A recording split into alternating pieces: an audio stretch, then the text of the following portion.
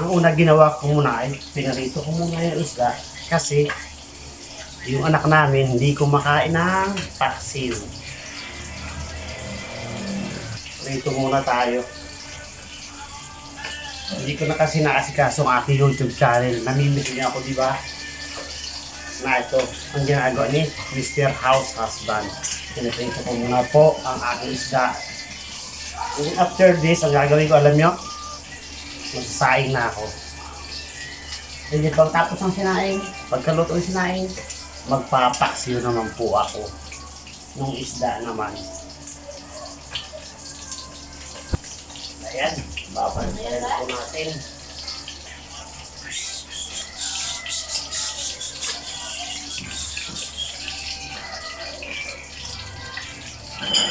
Oh.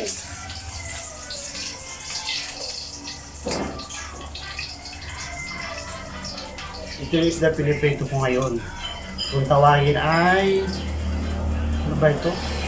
Paru-paro yata.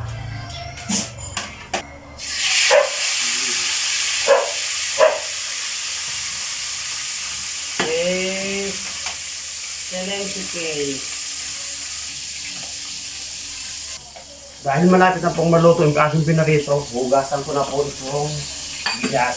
Kasi susunod ko na nga yung sinaing.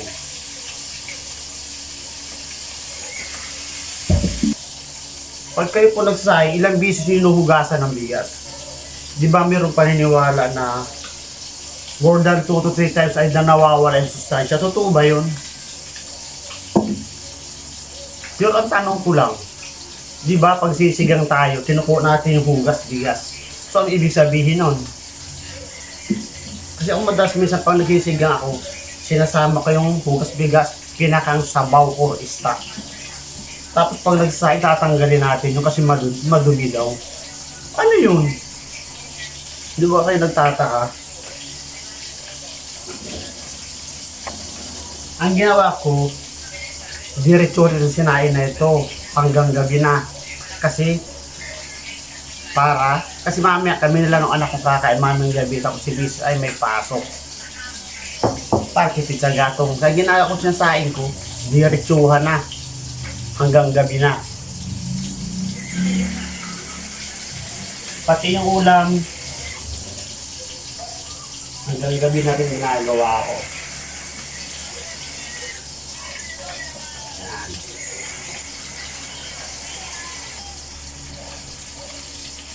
Wow. Sana ko na yung sinaing.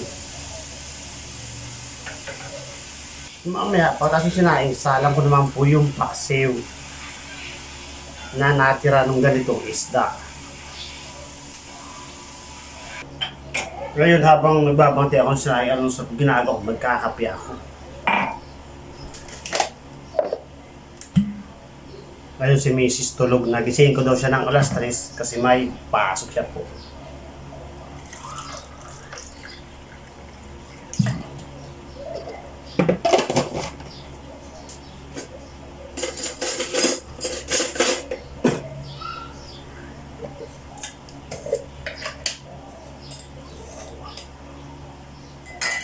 I love coffee. Madawi nga po po alam, maraming salamat sa patuloy niyong pag-subscribe sa aking YouTube channel. Hindi ko po gusto katakalain. Yun, kumukulo na aking sinaing. Bilis lang, no?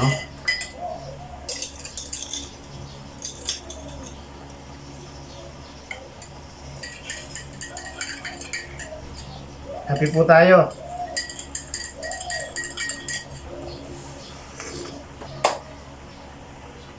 Five minutes lang, okay na po yan. Luto na yan. Susunod ko na akin paksiw.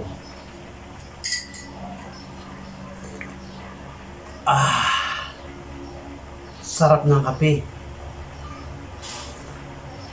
Dito po gumugulong ang buong maghapong buong araw bilang isang house husband. Di ba? Masaya naman.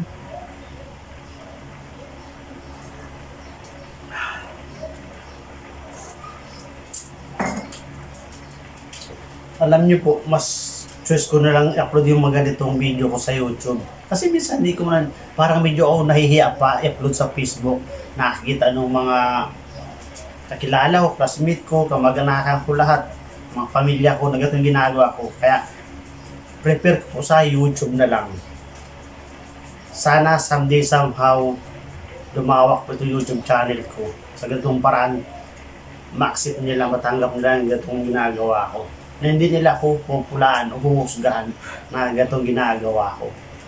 Sana nga dumating araw, i-share ko rin sa FB account ko. Pero ngayon, dito na muna ako sa YouTube channel.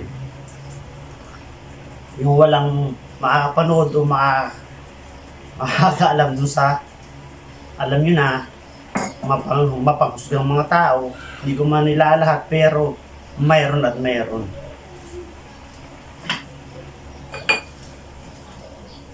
Sabi ang hari nawa,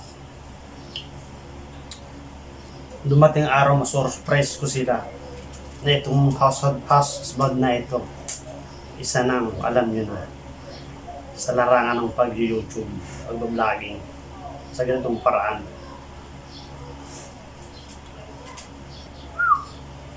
Wait lang. Yan po, yun na po yung sinain ko. So, sunod ko na yung paksiw.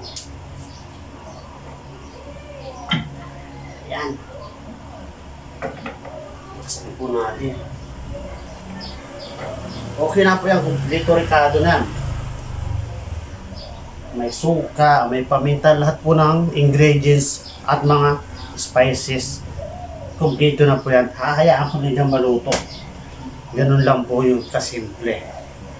Diba? Tapos mamaya dadating yung anak ko around 12 kakain na. Okay na yun. Maliligo na ako kasi iba ng amoy ng house husband ninyo. Mas nauna pang mag-amoy paksiw kaysa doon niluto kong paksiw. Kaya maliligo na po ako. Yun lang po. Maraming pong salamat. Abangan nyo ulit ang aking ganap araw-araw bilang house husband. Bye-bye!